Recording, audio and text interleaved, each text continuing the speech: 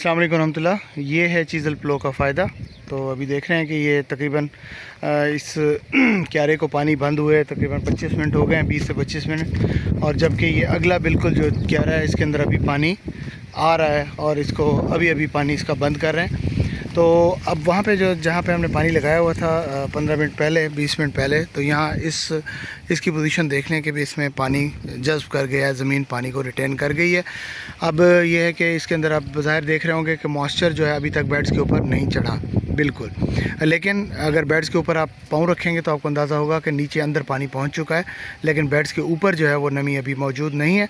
तो ये जो है ना इंशाल्लाह जैसे ही इसको हम दौर करेंगे, यानी कि डबल पानी लगाएंगे, दूसरा पानी लगाएंगे, उसके बाद जो है ना इसके अंदर जो है मॉइस्चर ऊपर भी नज़र आना शुरू हो जाएगा।